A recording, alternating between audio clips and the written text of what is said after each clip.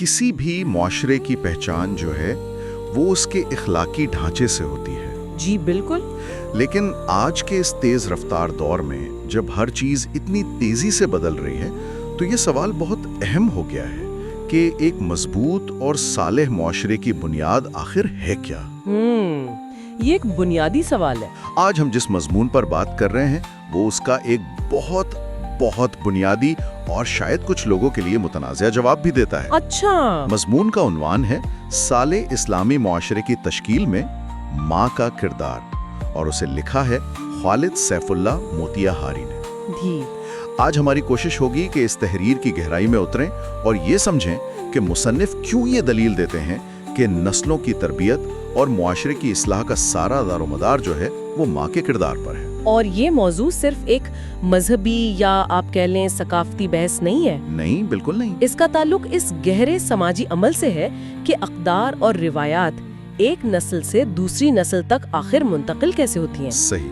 ये मजमून इस मुंतकली के अमल में माँ को एक मरकजी, एक नाकाबिले तबादला हैसियत देता है और उसे मौशरती इस्तेहकाम की सबसे अहम कड़ी करार देता है। ये एक बहुत बड़ा दावा है। बहुत बड़ा दावा है। आइए देखते हैं कि मुसन्निफ इसे साबित कैसे करते हैं। बिल्कुल, आइए इसको खोल कर देखते हैं।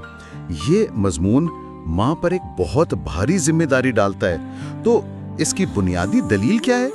मुसन्निफ अपने इस मौक़िफ़ की बुनियाद किन चीजों पर रखते हैं? मुसन्निफ का जो इस्तिदलाल है वो बुनियादी तौर पर दो सुतूनों पर खड़ा है। अच्छा। एक है मजहबी तालीमात और दूसरा है मंतिक और फितरत का उसूल। ठीक है। मजहबी हवाले से वो कुरान की सूरत लुकमान की आयत 14 का हवाला देते हैं, जिसमें अल्लाह ताला फरमाते हैं कि हमने इंसान को उसके वालिदैन के बारे में नसीहत की, इसकी माँ ने कमजोरी पर कमजोरी झेल कर उसे पेट में रखा। ये जो जुमला है कमजोरी पर कमजोरी, जी, ये बहुत गहरा है। बहुत गहरा है। इसमें सिर्फ जिस्मानी मशक्कत का जिक्र नहीं बल्कि वो मुसलसल कुर्बानी की एक कैफियत है जो एक माँ बर्दाश्त करती है। बिल्कुल। और आयत आगे कहती है कि और 2 साल तक दूध पिलाया। यहाँ दिलचस्प बात ये है कि माँ की कुर्बानी का जिक्र करने के फौरन बाद अल्लाह ताला फरमाते हैं कि मेरा शुक्र अदा करो और अपने वालिदैन का भी। यानी अल्लाह ने वालिदैन के शुक्र को अपने शुक्र के साथ जोड़ा है। जी, इससे माँ के हक को एक बहुत ही बुलंद रूहानी दर्जा मिल जाता है। मुसन्निफ के नज़दीक यही आयत इस बात की सबसे बड़ी दलील है कि इस्लाम में माँ को बच्चे की जिंदगी की सबसे मुअस्सिर और बाअसर शख्सियत तस्लीम किया गया है। तो ये तो हो गई मजहबी बुनियाद। मंतकी दलील क्या है? मंतकी दलील बहुत सीधी सादी है और शायद इसीलिए बहुत मजबूत भी है। वो कैसे? बच्चा अपनी जिंदगी के इब्तदाई और सबसे अहम साल यानी फॉर्मेटिव ईयर्स जिन्हें कहते हैं, वो सबसे ज्यादा अपनी माँ के साथ गुजारता है। जी।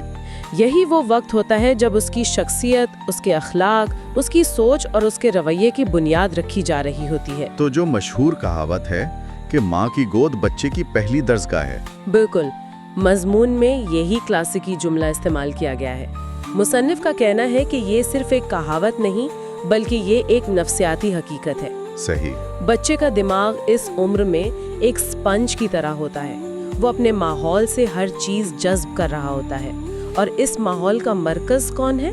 उसकी माँ। तो इसका मतलब ये हुआ कि ये किरदार सिर्फ खाना खिलाने या देखभाल करने तक महदूद नहीं बल्कि एक तरह से आप कह लें कि बच्चे के किरदार का सॉफ्टवेयर इंस्टॉल करने के मुतरादिफ है। क्या खूबसूरत मिसाल दी आपने। बिल्कुल यही। अगर ये सॉफ्टवेयर ठीक इंस्टॉल हो गया तो वो जिंदगी भर दुरुस्त काम करेगा। यही मुसन्निफ का मरकजी नुक्ता है।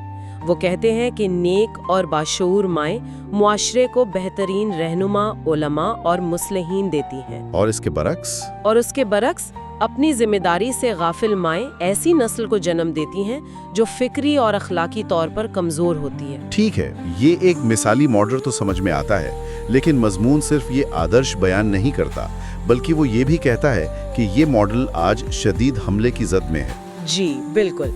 मुसन्निफ के मुताबिक वो क्या चैलेंजेस हैं जो इस किरदार को कमजोर कर रहे हैं? मुसन्निफ 2 बड़े और एक दूसरे से जुड़े हुए चैलेंजेस की निशानदेही करते हैं।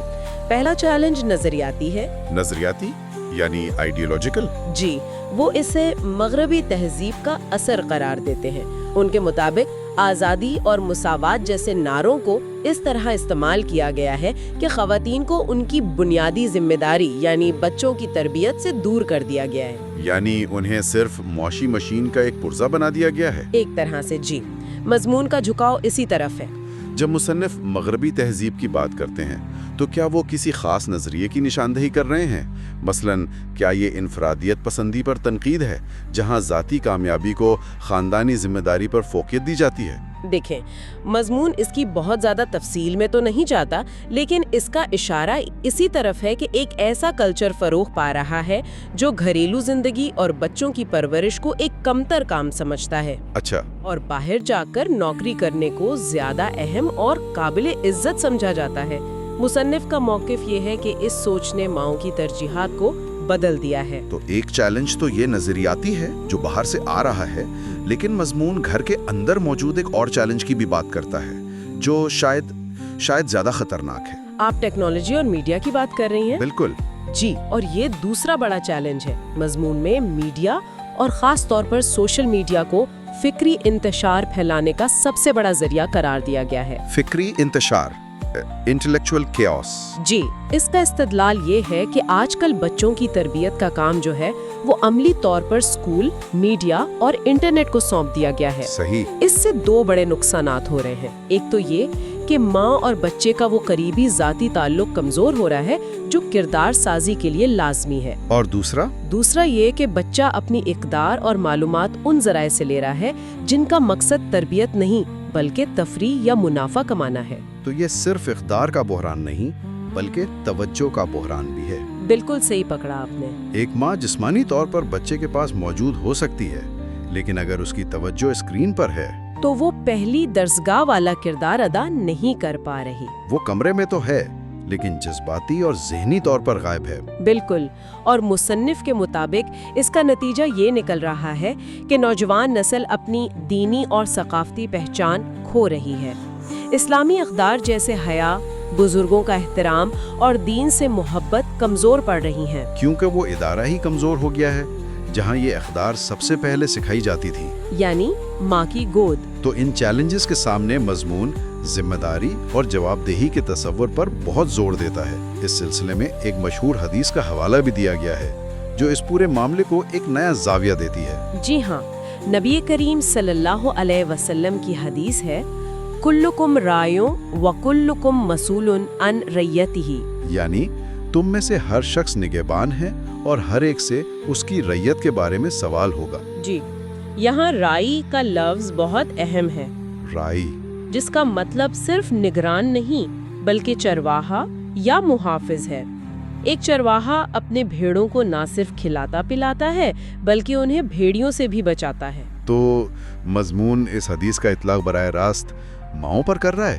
جی بالکل، مصنف کا کہنا ہے کہ اس حدیث کی روح سے ماں اپنے بچوں کی رائی ہے اور اس سے قیامت کے دن پوچھا جائے گا کہ اس نے اپنی اس ذمہ داری کو کیسے نبھایا۔ تو یہ اسے محض ایک سماجی ڈیوٹی یا ذاتی انتخاب سے بڑھا کر ایک سنگین دینی فریضہ بنا دیتا ہے۔ جی، جس کی جواب دہی اللہ کے سامنے ہونی ہے۔ یہ ایک بہت ہی سنجیدہ دعویٰ ہے۔ اس دلیل کو مزید ٹھوس بنانے کے لیے مصنف صرف نظریاتی باتیں نہیں کرتے بلکہ تاریخ سے کچھ ایسی مثالیں بھی پیش کرتے ہیں جنہیں وہ اپنے موقف کے ثبوت کے طور پر دیکھتے ہیں۔ بالکل، اور یہ مثالیں بہت مشہور اور طاقتور ہیں۔ جیسے کہ پہلی مثال امام بخاری کی ہے۔ مضمون بتاتا ہے کہ وہ بچپن میں نابینا ہو گئے تھے۔ ان کی والدہ جو ایک انتہائی نیک اور عبادت گزار خاتون تھیں، انہوں نے رو رو کر دعائیں کی، یہاں تک کہ ان کی بینائی واپس آ گئی۔ یہ تو ایک معجزے کی طرح ہے۔ جی، اور یہی والدہ تھیں جنہوں نے ان کی ابتدائی تربیت کی اور انہیں علم کے حصول کے لیے وقف کر دیا۔ نتیجہ یہ نکلا کہ انہوں نے حدیث جمع کرنے اور پرکھنے کا وہ کام کیا جو آج تک اسلامی تاریخ کا ایک روشن باب ہے۔ یہ امام بخاری والی مثال تو حیران کن ہے۔ یعنی مضمون یہ کہہ رہا ہے کہ تاریخ کے سب سے بڑے محدث کی علمی کامیابیوں کے پیچھے ایک روحانی واقعہ اور ان کی ماں کی دعا اور تربیت تھی۔ جی، یہ تو تاریخ کو ایک بالکل مختلف زاویے سے دیکھنا ہے۔ یہی تو مصنف کا نقطہ ہے۔ وہ تاریخ کو عظیم شخصیات کی ماؤں کی کہانی کے طور پر پیش کر رہے ہیں۔ اور دوسری مثال حضرت عبد القادر جیلانی رحمی کی ہے۔ ان کی والدہ نے انہیں بچپن میں نصیحت کی تھی کہ بیٹا کچھ بھی ہو جائے ہمیشہ سچ بولنا۔ بہت بنیادی نصیحت ہے۔ بنیادی لیکن بہت گہری۔ جب وہ تعلیم کے لیے ایک قافلے کے ساتھ جا رہے تھے तो डाकुओं ने हमला कर दिया। जब एक डाकू ने उनसे पूछा कि तुम्हारे पास क्या है, तो उन्होंने बेझिझक बता दिया। क्या बता दिया? कि मेरी गुदड़ी में 40 अशरफियां सिली हुई हैं। और इस सच्चाई का असर ये हुआ कि डाकुओं का सरदार ताइब हो गया। जी, उसने कहा कि तुम इतनी छोटी उम्र में अपनी माँ से किए गए वादे को नहीं तोड़ रहे, और मैं सालों से अपने रब से किए गए वादों को तोड़ रहा हूँ। वाह। मजमून के मुताबिक ये वाकया इस बात की दलील है कि माँ की दी हुई इखलाकी तरबियत एक शख्स की पूरी जिंदगी की सिमत मुतय्यन कर सकती है, और उसका असर सिर्फ उस शख्स तक नहीं बल्कि पूरे मुआशरे तक फैल सकता है। बिल्कुल। तो चैलेंजेस की निशानदही हो गई, जिम्मेदारी का एहसास दिला दिया गया और तारीखी मिसालें भी दे दी गईं। इन सब बातों को देखते हुए सवाल ये पैदा होता है कि आज के दौर में इन मसाइल का हल क्या है? क्या मजमून कोई काबिल अमल रास्ता दिखाता है? को दोबारा मजबूत करने के गिर्द घूमता है। अच्छा, वो दो नुकात क्या हैं? पहला नुक्ता ये है कि माओ को खुद को दीनी तालीम से आरास्ता करना होगा। अगर वो खुद कुरान और हदीस की बुनियादी तालीमात, इस्लामी तारीख और अखलाकियात से वाकिफ नहीं होंगी, तो वो अपनी औलाद को क्या सिखाएंगी? यानी इल्म पहली शर्त है। इल्म अमल की बुनियाद है। बिल्कुल। और दूसरा नुक्ता जो शायद इससे भी ज्यादा अहम है, वो क्या है? वो ये है कि माओ को अपनी औलाद के लिए एक अमली नमूना बनना होगा। अमली नमूना यानी रोल मॉडल? जी, मुसन्निफ का जोर इस बात पर है कि बच्चे लेक्चर से नहीं सीखते, वो नकल करके सीखते हैं। सही। अगर माँ खुद सच बोलेगी, नमाज की पाबंदी करेगी और दूसरों से हुस्न सलूक करेगी, तो बच्चे के लिए ये चीजें फितरी तौर पर उसकी शख्सियत का हिस्सा बन जाएंगी। एक अमली नमूना 1000 नसीहतों से ज्यादा मौसर होता है। लेकिन क्या आज के दौर में सिर्फ अमली नमूना बनना काफी है, जबकि बच्चे दिन में हजारों दूसरे रोल मॉडल्स को इंटरनेट और मीडिया पर देख रहे हैं जिनकी अक़दार बिल्कुल मुख्तलिफ हैं? ये एक बहुत अहम सवाल है, और मजमून का जवाब ये है कि माँ का असर, चूंकि वो पहला और सबसे गहरा होता है, वो एक फिल्टर या आप कह लें कि वैक्सीन का काम कर सकता है। वैक्सीन? दिलचस्प। जी, अगर बचपन में बच्चे के अंदर सही और गलत का एक मजबूत अंदरूनी मेयार यानी एक इंटरनल कॉम्पिस कायम कर दिया जाए, तो वो बैरूनी असरात को परखने और मुस्तरद करने के काबिल हो जाता है। और अगर बुनियादी कमजोर हो तो फिर वो हर बैरूनी असर के साथ बह जाएगा। तो हल सिर्फ नजरियाती नहीं बल्कि अमली इक़दामात पर मुश्तमिल है, जिनका आगाज घर से होता है। जी बिल्कुल।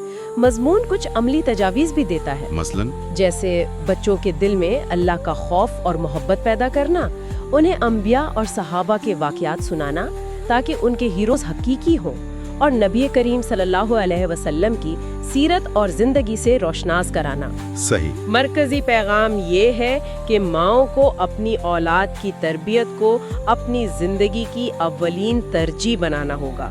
मजमून का मौक़िफ़ ये है कि ये कोई छोटा काम नहीं, बल्कि ये मुआशरे की तामीर का सबसे बुनियादी और सबसे अहम काम है। और अगर ये एक काम ठीक हो जाए तो बाकी मसाइल खुद ब खुद हल होना शुरू हो जाएंगे। तो इस सारी गुफ्तगू का खुलासा ये है कि खालिद सैफुल्लाह मोतिहारी की ये तहरीर एक बहुत वाज़ेह और आप कह सकते हैं गैर माजरत ख्वाना दलील पेश करती है। जी, बहुत मजबूत दलील है। इसका ख़त्मी नतीजा ये है कि किसी भी मुआशरे की अखलाकी सेहत का इन्हिसार बराह रास्त इस बात पर है कि माएँ अपनी बुनियादी जिम्मेदारी यानी नस्लों की किरदार साजी किस हद तक पूरी कर रही हैं। बिल्कुल। और अगर हम इसे बड़ी तस्वीर में देखें तो ये मुआशरती इस्लाह का एक ग्रास रूट्स मॉडल है। Grass root model? जी, ये मॉडल कहता है कि हकीकी और पायदार तब्दीली ऊपर से नाफिज करदा कवानीन या पॉलिसियों से नहीं आती, बल्कि वो घरों से, बल्कि नर्सरी और माँ की गोद से शुरू होती है। सही। ये एक ऐसा नुक्ता नज़र है जो खानदान और ख़ास तौर पर माँ को तहजीब की बका और मजबूती के लिए मरकजी हैसियत देता है। इसका मौक़िफ़ ये है कि बैरूनी चैलेंजेस चाहे कितने ही ताकतवर क्यों ना हो, अगर ख़ानदान की ये बुनियादी इकाई मजबूत है तो मुआशरा उनका मुकाबला कर सकता है। ये मजमून अपनी तमाम तर तवज्जो माँ के किरदार पर मरकूज करता है और उसकी अहमियत को बहुत मौसर तरीके से उजागर भी करता है। जी, इसमें कोई शक नहीं।